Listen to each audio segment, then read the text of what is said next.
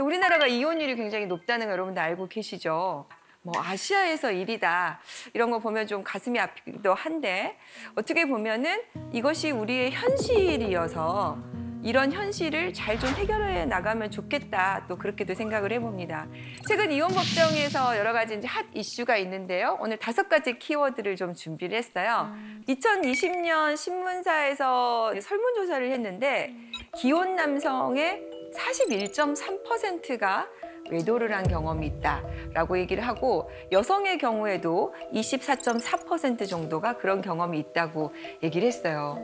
그러면은 기혼자 중에서 3명 중에 1명 정도는 외도를 한 경험이 있다 이렇게 볼 수 있는데 사실은 이제 이 외도 문제가 갈수록 진짜 많은가 봐요. 그래서 뭐 인터넷 카페 같은 데서 이런 것들을 얘기하는 것들이 굉장히 많이 만들어지고 있다는 뉴스 들어보셨을 거예요.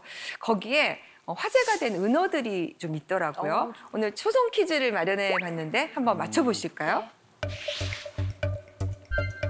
자, 이건 무슨 뜻일까요? 감시. 감시 떴다 피해라 막 이럴 때 쓰는. 네. 검사. 휴대폰 검사? 오늘 검사 당했다? 검사 당했어. 네. 또 이건 뭘까요? 기역, 니은, 미음, 이응. 네. 겁나 미워. 겁나 미워. 겁나 미워. 네. 계속 한번 해볼까요? 3번째. 진짜 어려운데? 뒤에가 커플이구나.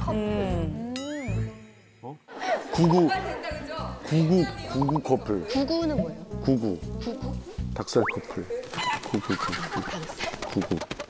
금기 커플. 금기 커플. 겁나 미워, 금기 커플. 네. 말 된다, 그죠? 겁나 미워, 금기 커플. 네. 마지막, 대망의 4번째입니다. 지지리. 지지리. 네. 그죠? 찌질이. 찌질이. 찌질이를 좀 이렇게 약하게 해서 지질이. 이거 정답을 한번 공개해 볼까요? 오! 이게 줄임말이구나. 이혼 여성. 금지된 사람, 기혼 남성, 미혼 지남미요. 여성, 기혼 남성, 기혼 네. 이런 것들을 사용하면서 그 안에서 자기들끼리 서로 이렇게 정보를 공유를 한대요. 거기가 카페가 5만 명이 이상의 카페도 있다고요. 근데 그게 뭐 카페가 하나가 아니라 여러 가지가 되고 있다고 하니까요.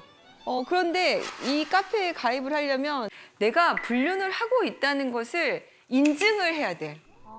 정회원이 돼서 거기 들어가서 이렇게 은어를 가지고 대화를 나눌 수가 있는 거죠. 그만큼 교묘하게 어디 가면은 들키지 않고 만날 수 있느냐. 그다음에 내가 들킬 뻔했을 때 배우자에게 어떤 핑계를 대면 것이냐 이렇게 서로 이렇게 정보를 공유하고 있다고 합니다. 네. 치밀하다. 어떨 경우에 이건 좀 문제가 있다. 라고 생각이 드세요? 스킨십이라든지 뭐 깻잎 논쟁처럼 뭔가를 이렇게 주도적으로 뭐 이렇게 깻잎 뜯어주는 거. 네. 이제 사소한 그런 거에서 그렇게 좀 디테일하게 세심하게 나보다 더 많이 챙겨주면은 그게 좀 질투는 알 수 있죠. 질투구나. 외도는 아니고 질투. 그러니까 이게 내가 느끼는 마음의 불편함, 질투는 진짜 천차만별이죠. 근데 이제 이거를 거기에 넘어서서 외도로 볼 수 있느냐, 뭐 이런 거는 또 다른 문제일 것 같은데요. 단순히 이렇게 스킨십을 하거나 뭐 잠깐 어디 가서 밥을 같이 먹었다거나 이런 게 중요한 게 아니라 다른 사람을 사랑하는 마음을 가졌다. 그건 외도라고. 마음이 더 문제가 될 수 있을 것 같다. 그게 네. 거의 다다. 네. 제가 볼 때는. 네. 저도 비슷한 생각이에요. 그러니까 부부는 절대적인 신뢰 관계잖아요. 그러니까 신뢰가 깨지는 순간 이미 문제가 생기는 건데 외도라는 게 뭐 대단히 정말 아주 깊숙한 관계로 들어가서가 아니라 서로 간에 말하지 못하는 비밀이 생기는 순간, 그러니까 비밀스러운 네. 관계가 생기는 순간인 것 같아요. 정말 중요한 키워드가 나온 것 같아요. 비밀. 배우자에게 말할 수 없는 게 생기는 것부터가 문제다. 네. 그래서 화제가 된 키워드를 좀 준비를 했어요. 바로 정서적 외도. 좀 들어보셨나요? 정서적인 외도? 정서적 외도? 정서적 외도? 최근에 이제 오피스 와이프, 오피스 허즈번드 때문에 이혼이 더 늘어났다고 하고 비슷한 상담들이 좀 많이 있어요.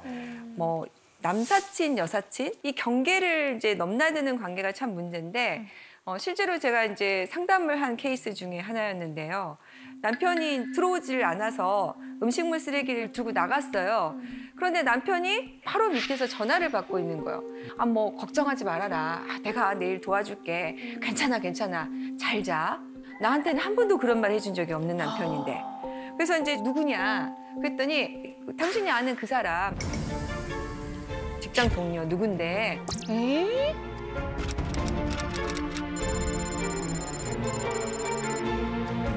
그래서 이제 그때부터 좀 남편의 행동을 유심히 관찰하기 시작을 했는데 남편이 휴대폰을 놓지를 않고 계속해서 들고 있는 거죠. 그래서 남편이 이제 자는 틈을 타서 휴대폰을 좀 봤는데 뭐 잘 자라고 서로 안부를 전하고 매일 점심을 같이 먹고 그런데 잠자리를 나눈 흔적은 없어요.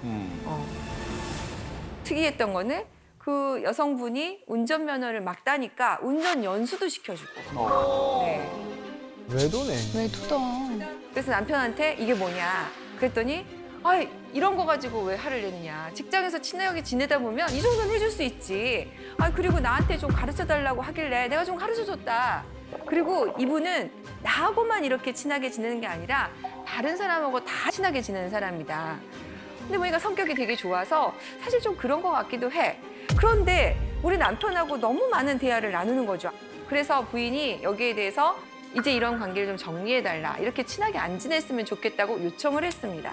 그런데 남편의 반응은 오히려 화를 내면서 부인을 의구증으로 모는 거죠. 그래서 이혼 소송을 제기할까라고 이제 고민을 하고 상담을 오신 거였어. 자, 이렇게 이혼 청구를 한다면 이혼 사유가 될 수 있을까요?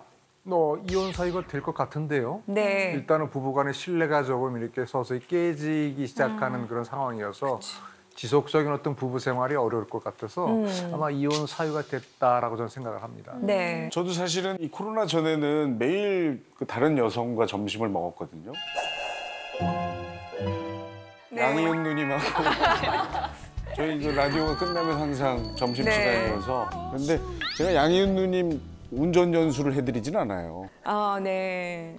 제가 조직 생활은 안 해봤지만 조직에 생활하다 보면 뭐 그냥 친하게 지내는 관계가 될 수 있는데 그거를 성별로 구별을 하는 것도 참 애매할 것 같긴 해요. 네, 네. 근데 가장 중요한 포인트는 와이프가 몰랐다는 거죠. 그렇죠. 네. 네. 만약에 정말 자연스럽게 동료 누가 나한테 연수시켜달래. 아, 뭐 내가 돈을 받아야 되나? 이런 식으로 와이프랑 좀 편하게 얘기할 수 있는 거였다면 문제가 되는 관계가 아니었을 거예요. 네. 연수를 시켜줬다 하더라도. 근데 그걸 와이프가 모르게 했잖아요. 그러니까 그게 항상 문제가 되는 것 같아요. 말할 수 없는 관계가 생긴다는 거. 4주 후에 보죠. 네. 우리 이제 패널분들이 잘 지적을 해주셨는데요. 많은 분들이 육체적인 관계에 이르지 않으면 이 경우에는 이혼 사유가 되지 않는다라고 생각을 하는데 실제로 지금 가정법원에서 부정행위라고 했을 때는 훨씬 넓게 봐요. 그래서 야심한 시각에 갑자기 서로 하트를 주고받는다. 아무 말 없이. 네. 그리고 잘 자? 자고 있어? 이렇게 야심한 시각에 한다.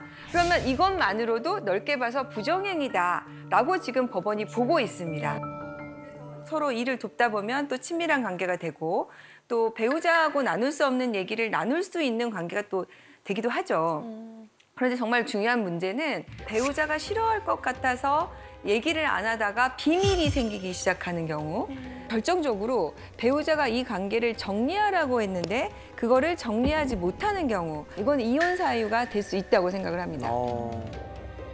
그래서 이에 대해서 조금 오해가 없으셨으면 좋겠고요. 이런 일이 생기면 배우자에게 단호하게 나는 이런 게 싫다. 나는 이것을 안 했으면 좋겠다. 이 관계는 정리했으면 좋겠다라고 저는 얘기를 해주셨으면 좋겠습니다. 근데 이제 문제는 아까 제가 말씀드린 사례에서 휴대폰을 몰래 보는 게 문제예요. 그죠? 네, 많이들 알고 계시지만 배우자의 경우에도 비밀번호를 공유하지 않은 상태에서 들어가서 보는 것은 개인정보법 위반이고요. 비밀침해죄가 됩니다.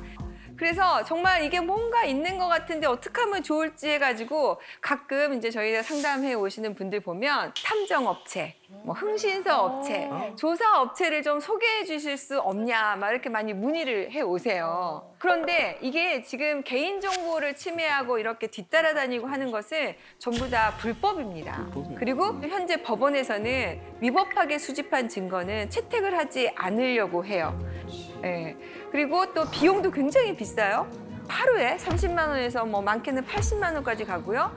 또 이런 게 이제 하루 이틀에 밝혀지는 게 아니니까 자꾸 정보를 못 구한다고 해서 기간을 연장시키는 거죠. 그래서 실제로 한 달에 한 3천만 원 정도 쓰신 분을 봤어요. 그리고 또 내가 지금 의뢰를 받았는데 당신이 돈을 2배로 주면 내가 이거를 안 하겠다. 라고 하는 거를 제가 실제로 상담 중에 그런 문자 받는 걸 봤거든요. 그래서 이쪽으로 괜히 좀 힘을 안 쓰셨으면 좋겠고요. 그러면은 어떻게 알게 되냐 이런 것들 고민하시거든요. 그렇죠. 그 배우자의 외도 징후를 찾아낼 수 있는 방법 네. 없을까요? 그러게요. 네. 그런데 제가 이제 보니까 아무래도 이제 일상을 같이 하다 보니까 평소와 다른 행태는 눈에 보입니다. 제일 첫 번째가 뭘까요? 우리 사례에서 남편이 핸드폰을 놓지 않는 거예요. 화장실 갈 때도 가져가고 베개 밑에 두고 자고. 그리고 패턴을 자꾸 바꾸고. 그게 뭐예요? 그 핸드폰이 바로 판도라의 상자.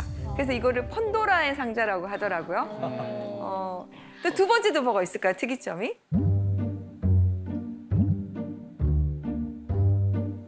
어디서 제일 많이 들킬까요?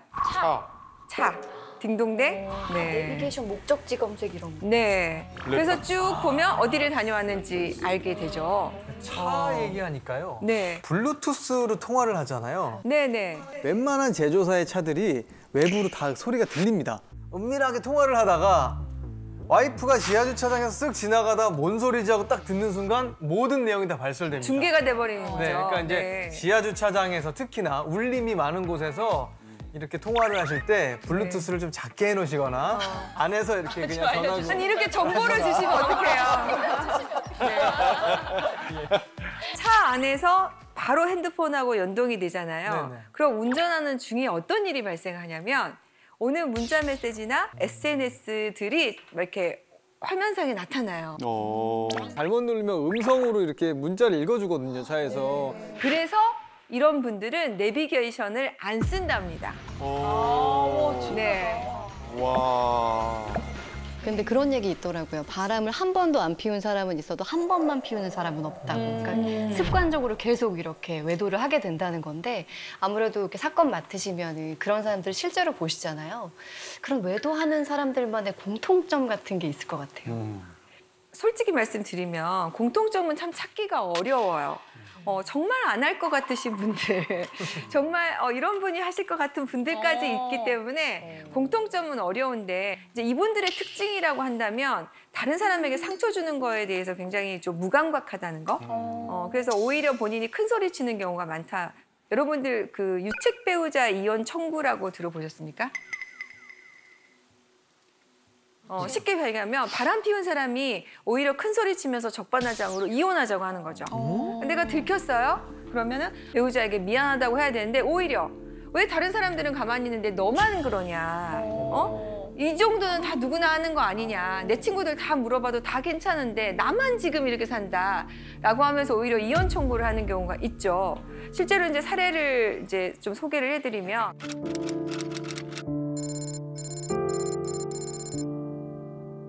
가난했을 시절에 힘들었을 때 만났어요. 그래서 부인이 남편 뒷바라지를 정말 열심히 했습니다. 그래서 정말 성공을 했어요. 이렇게 성공하면 이제 우리는 행복 시작 이럴 줄 알았는데 남편이 바람을 피우고 여자를 만나고 기가 막힌 상황이 이제 발생을 하는 거죠.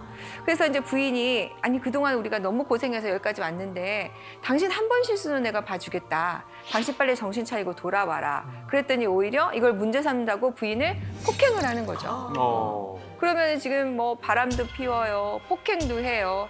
그러면 말 그대로 정말 유책 배우자인 거죠. 근데 배우자 입장에서는 아니 내가 뒷바라지에서 고생해서 여기까지 왔는데 이거 하나만 가지고 이혼한다는 게 너무 또 억울하잖아요.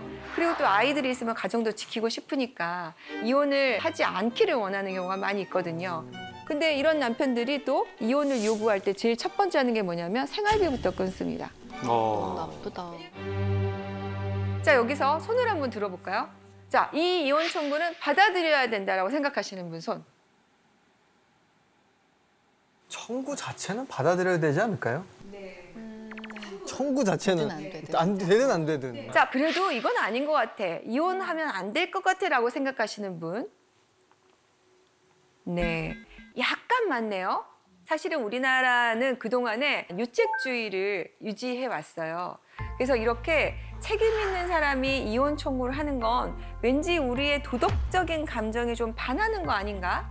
라는 생각을 했는데, 아니, 그래도 말이야, 이혼이 별거가 아닌 세상인데 이렇게 서로 안 맞고 안 산다는 사람을 붙여놓는 것이 의미가 있어?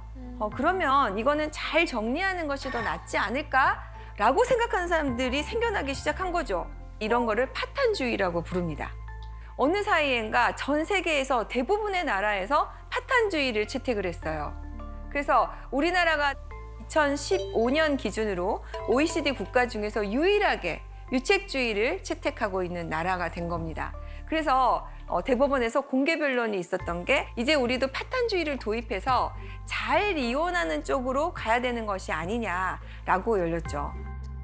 당시에는 어떻게 결론이 났냐면 아직은 아닌 것 같다.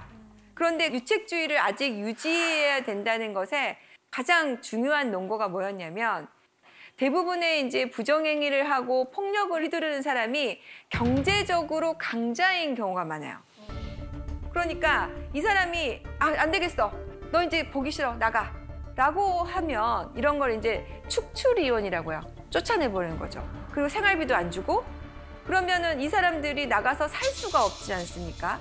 그래서 당시에는 유책 배우자의 행복 추구권과 그다음에 남아있는 배우자의 생존권과 어떤 것을 우선시할 것이냐 이렇게 해서 아직은 유책주의가 좀 필요하겠다. 특히 미성년 자녀가 있는 경우에는 이게 조금 필요하겠다라고 해서 7대 6으로 그 당시에 이제 유책주의를 유지하는 걸로 결론이 났어요.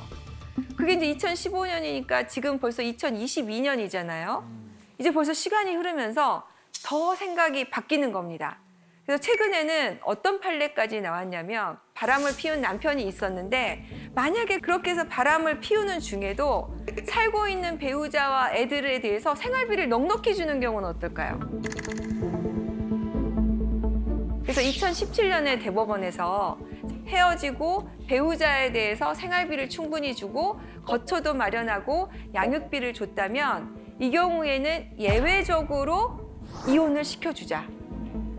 이렇게 판례가 났어요. 그러니까 지금 흐름이 어디로 가고 있죠? 파탄주의로. 점점 파탄주의로 가고 있는 실정입니다. 그래서 앞으로는 우리가 이혼을 바라보고는 시점에서도 조금 더 지금 있는 삶을 잘 정리해서 앞으로 어떻게 살 것인가 라는 쪽으로 좀 가고 있는 것 같아요.